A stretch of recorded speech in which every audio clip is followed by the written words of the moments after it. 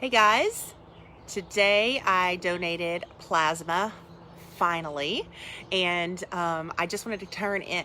I just wanted to come by and tell you a little bit about that process, what we were donating plasma for, and also about a couple of weird symptoms or signs that we had over the years. Oh my Lord, over the time that we were sick and that we are now realizing was a COVID thing.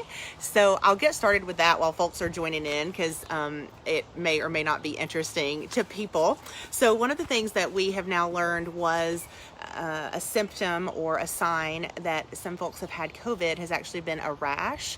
And as we were reading up on some of this, really, Rick has been really kind of staying on top of all of the information and the research and stuff that's coming out, is that there has been noted a rash with many of the cases. And it was so bizarre because he had this huge rash on his chest, and I actually said, what is that rash from? You need to have that checked out. And this was in the time when he was trying to find out what was going on with him, and it wasn't really itchy, it wasn't bothering him, but it looked awful. It was literally his whole chest. And so I had thought, I was like, strep throat sometimes has a rash. So we were trying to rationalize this, but that is one of the symptoms that we have experienced. The other thing was that I had, oh my gosh, 3 in a row occurrences of what I was calling an allergy shiner. Some of you guys saw it during that time. It looked kind of like a sty, but I've had maybe 1 sty in my whole life, and I had 3 in a row. Literally 2 of them were 1 week apart. So, and then the other was a few weeks later, kind of as I was getting better, which really stunk because I was feeling better and wanting to do some stuff, and I looked horrible. So it was not only a swollen eye, but actually underneath my eyes was black as if I had been punched. It was bad. So if you haven't ever seen an allergy shiner, you could check it out. But we have read a couple of other things about people actually having pink eye, and I don't know if that was a real diagnosis or if they were just experiencing something with their eyes and thought that is what it was, because they were red, but they weren't like any of the pink eye things that I've ever seen. So I just wanted to share that with you in case you're someone who's maybe not having a ton of symptoms, but you have some weirdness like that going on. It may or may not give you some confirmation. You may want to dig a little bit deeper on that. The other thing is that we just past the month mark, I guess, since we were released from observation by public health. So we're somewhere around, 5 or 6 weeks ish from when we were really sick, or when we were sick for real and not just being in quarantine. And we both have experienced some crazy hair loss. So y'all know that I have a video series on YouTube about curly hair, so I'm always observing what's happening with my hair. And when I did my wash over the weekend, I was shocked at how much hair that I lost. And I took a double take because it was so much hair. And then Rick came in and it's like, I just lost so much hair in the shower. And so because I like visuals, and I will be using this for my curly channel later, I have brought you a sample of what that's like, and specifically with my hair. So yes, I have a lot of hair, but this was a very unusual thing. So forgive this. At least it is dry, because I have a thing about wet hair. I absolutely hate it. Okay, I lost all of this hair on a wash day. It literally looked like a toupee in the drain, and I was just surprised by that. That was the first wash, and then the next day I did a rinse and a deep condition and stuff, and I still lost like about half as much as that. And Rick had also filled up like the drain, the filter in the drain, or anyway, he filled up the little spot where the water goes down. I think the plasma donation made me dumb for today, so I've been struggling with my words. Anyway, that we went digging around to see if that was something that could be attributed to the COVID, and most of what I found really just backed up the claims that I already knew about stress in the body. But typically when I've had a situation where I had stress, a really stressful situation, or a surgery or something like that that was traumatic for my body, it's taken longer for my hair to kind of shed around 2 to 3 month mark, and I've never had it come out like that where it felt like I kind of shed it all at once. For me, it was more gradual. So this was really shocking, and once I realized what was going on, truly within the next day or so, we were like, okay, it's not as bad anymore. It's back to kind of normal levels. So if you've had a high fever, if you've had if you were really sick, obviously like Rick was, and he ran that fever for a long period of time, just the trauma to your body could cause you to have the same experience. So don't freak out, don't panic. If it continues, or if it's actually like bald spots, then you really should talk to your doctor. But even for folks who maybe have just been really worried and highly anxious during that time, I expect we're going to hear some stories about that later when things start to get back to more of a normal scenario, and folks aren't quite so worked up about what is happening out in the world. So let's get to the juicy part. Today, I donated my cootie plasma, and this is just typical for us, right? We were on the front of the curve of all everything that's been happening. And so, as per usual, from the time we got our information and went on our merry way trying to gather all of the stuff that we needed, the process changed, but nobody told us. So we were still chasing down our doctors to try to get this paperwork that they wanted to, that was like a verification that not only we had the cooties, the COVID, not only that we'd had that, but also that we were healthy enough to be able to donate the plasma. So my doctor got my stuff in pretty quickly once we were able to make sure she received it and that her office received it. But Rick's went on a joyride around town because his doctor had been relocated to another office because of all of this stuff going on. So he's literally been trying to chase his doctor down. We finally chat with someone. We'd been playing phone tag with the Biolife people, and finally talked with someone, and they're like, oh, this paperwork they've sent is not actually what we don't need this anymore. We just need to know, based on some of your conditions, if you're healthy enough to give. So for me, they were like, hey, none of your issues are causing a problem, you're good to go. And then with Rick, he has sleep apnea. So they said, we better get a confirmation from your doctor that it's okay for you to donate. So he's got to wait a few more days, but because we had been waiting so long already, and we were both actually really eager to get this done. But when they gave me the go ahead, after having waited much longer than we thought we would have to wait, I just decided to go ahead and do it. So we booked last night. I was able to go today around 10:30, and I was back home by about 1:30. So the process was pretty involved with the intake. I've never been asked so many of the same questions so many times. If you've never done that before, just be prepared.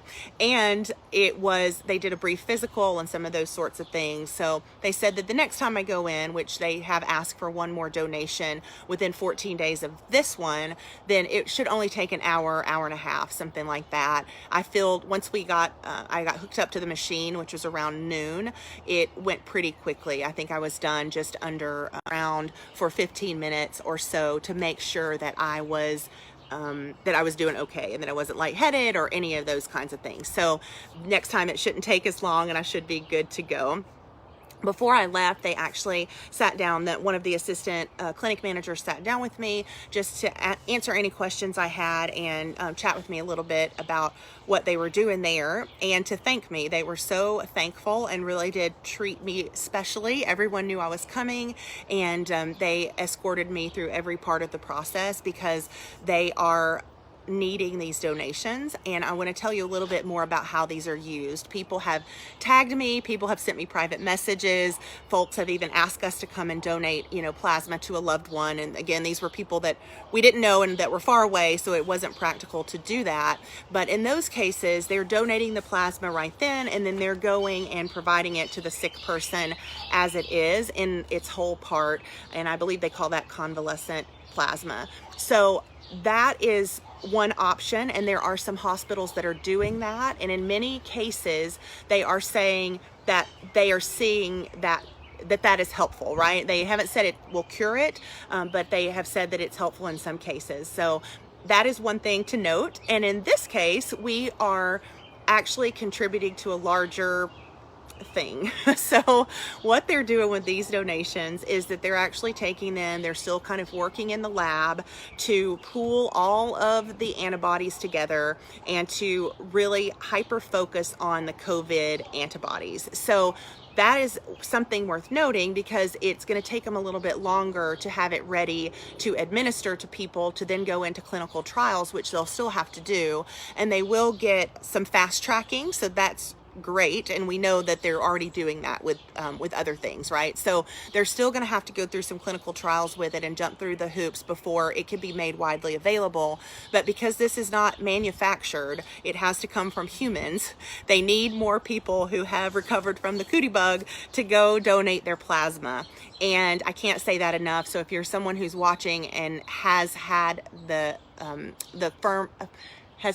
positive test result, and you can confirm that you've actually had it, then you should really consider going and donating. So a question just came in: is it similar to blood donation? It is. In terms of how they stick you and what that part feels like, it's very similar. I would say what's different about it, and what happens when you donate plasma, if you don't know, is that they take out the liquid part of your blood, and then they mix what's left. They mix your red blood cells back with some saline solution and an anticoagulant, so that hopefully you don't develop a blood clot, and they put it back in your body. So it's nice because actually, while in the moment, I won't even say I felt lightheaded. There were times when it was doing its cycle that I had a moment of like, ooh, okay. And then by the time I left, I was feeling really normal. So they're putting that fluid back in your body, unlike when they take your blood and you're just giving it away and you have to replenish all of that. So it's really important to super hydrate before you go, and to really stay hydrated for the next couple of days, and also to eat well. They gave me a handy dandy little booklet all about, eating well and hydrating and taking care. And I will say, I had been hydrating ahead of time, and this morning and on the way, and then while I was filling out a questionnaire, they made me drink a bottle of water. And then when I was done, I had, I think, a couple sips of water in the car. Then I came home and I killed a Gatorade, I drank a Coke, and I had another bottle of water that I was chugging on. So I was definitely feeling the need to replenish and to rehydrate. But as far as the process itself goes, the needle was very similar. You're hooked up to a machine that makes some funny noises and gives you some prompts. It's very fancy to tell you when you need to squeeze, just like with a blood donation. And then when it is pumping your blood back to you, then you can just relax, and you're in a very comfy chair. I would say that's one of the best benefits, was that these chairs were way more comfortable than the blood donation chairs.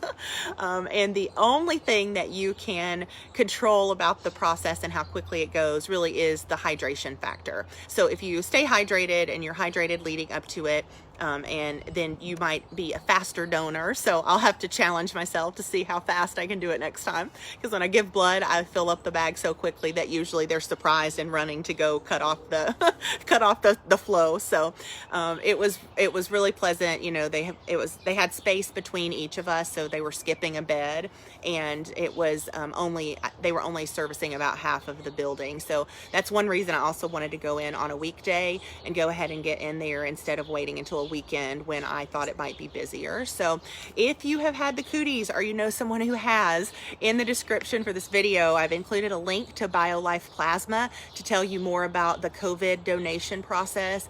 And then I've also included a link to find a location near you. I checked them out and I saw they have them all over the country. One of my friends just said that they've donated in Wisconsin with the same group.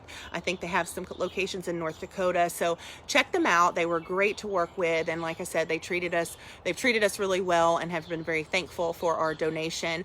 And if you do go in and decide to donate, please give them my name as a referral. I would really appreciate it. It would be nice just to know that another donor sent them in. They do give referral credit. So if you know someone else and you refer someone else, even for a regular donation that is not COVID specific, they also give a referral credit for that. So very nice folks. They even sent me with a personalized letter when I left from the center manager, which was super duper nice. And she explained just how thankful they were for the contribution, because even if people are interested in donating, they can't always donate. They may not meet all the criteria. So like I said, that screening process was like donating blood, but it was to the 10th degree. So they're asking you lots and lots of questions, including all of my tattoos and piercings. We had to go through the location.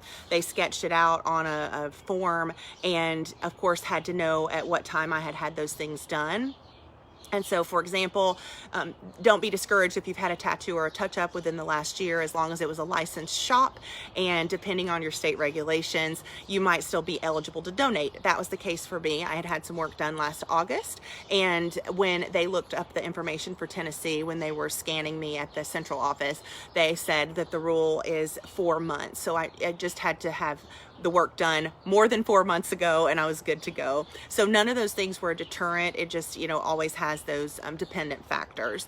And then they want you to make sure that you eat before you go so that you don't have any issues, and again, just to be really well hydrated. So I think I finished telling you what they're planning to do with those with the donations, to really highly concentrate it, to be able to develop it something that will work and will give people just a jolt to their own immune system and help it fight off the virus. So that's why it's really important for more people to donate, because if they do, then they can get to the clinical trials faster. They're still going to need those donations from recovering people, because it can't be manufactured. So we're talking about what your body makes naturally being pulled together, concentrated down, focusing on those antibodies that fight off the COVID-19 cooties, and then being administered to folks to help them get better. So that's the end goal. And again, they have to have that donation of the plasma from real people, because they can't manufacture it. It has to come from us. So some of the other ways they use plasma is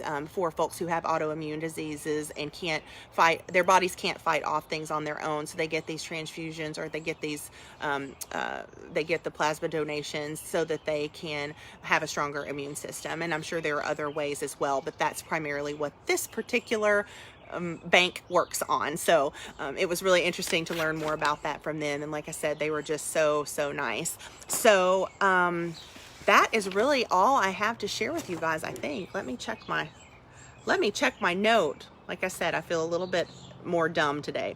Goodness gracious. Yes, so I have that link there for more information about the COVID specific stuff, and also the plasma services locator, so that you can find the one for Biolife, which is the one I went to go there. I was going to go this evening, and then I got eager beaver and decided I wanted to go ahead in the daytime. So the plasma center is part of a COVID Alliance. So I've also included the COVID Alliance link. So if you don't see a location near you, you can know the ones that are participating in the same kind of work that they are doing. If you know that your local hospital or wherever is also doing this more direct transmission, I guess, of the convalescent plasma, then certainly look into that. And if you're able to help someone directly, that's even that is also as impactful, possibly even more so, depending on what you're talking about. But in chatting with them, they still said we're still at the front of this happening. So even though it's been a few weeks for us when they invited us to participate, we're still some of the first to be contributing to this. So I really want to get the word out. Help me get the word out to folks, to be able to just get as many donors as we can going in to contribute their plasma for this particular purpose, because it's going to serve us for the greater good. So I've still had questions coming in about other things we're doing. So obviously the plasma was a biggie, and one you guys had not heard about, except to say we're waiting and it's coming. We are still participating in the Vanderbilt vaccine study, and it will be time in just another few weeks for us to give our another blood draw. So they are monitoring us over time and checking for the presence of those antibodies over time. I had a question from someone today who wanted to know if I was afraid of getting the virus again, and how did I feel about that. And I haven't talked about that to you guys in a while, because it was just too new. So I'm not really afraid of getting it again in the immediate future. I think think that we have the antibodies built up that we need to stay safe until the next cycle. But by then, depending on what's going on in the world, you know, it could have mutated or changed, or mutated and changed. Mutated is changed. It could have changed, and there's a possibility, of course, that we could come down with it again. Perhaps it wouldn't be as mild. We really don't know. We're learning all the time, and we're just kind of rolling with it. So I've also been asked if we're taking the same precautions that other people are taking. Are we taking the precautions that we would take if we had not been sick? And overall, yes, we are. We're still wearing masks when we go into stores. We're still social distancing. We're staying away from large groups, and we're primarily at home. I'd say the only thing we've probably been a bit more lax about is that we're not just going to the store once every 2 weeks or something. You know, we don't feel the need to only go to the store once in a while. So if we've needed something, we've just scurried up the road less than a mile and picked it up. So we have tried to just split up those duties, though, if someone is going out, to say, hey, can you bring me back something else? So those are the only things that we're really doing. We're still hand washing feverishly and using our hand sanitizer and all of that good stuff. So I'm still going through my Good Medicine Beauty Balm that is helping keep my hands. I've actually had to cover my hands and put gloves on them some because of all the hand washing. So just happy that I have something that works so quickly to get them feeling better again. I'm going to take just a quick scan and see if I missed any questions. I was trying to keep my eye on them. And I think everybody's just saying, hey. I appreciate it so much. It is so interesting that this story is still traveling, and that people are still sending me notes of thanks. My employer has an internal newsletter, and folks in the office that I've never met have sent me notes to, as they have shared my story and shared some of the links to the YouTube videos and just to some of the coverage that has happened. So I will be doing some other interviews with folks who are still just really curious to hear from someone who is sick. And if that is something that's of interest to you, you can let me know, or like I said, you can feel free to share the information that is made public, and the best place to find that is on YouTube. So I'll make sure that this video also gets loaded to YouTube so that it is in order. But thank you guys for tuning in. I'm going to go enjoy this beautiful spring day, and we will talk to you later. Thanks again.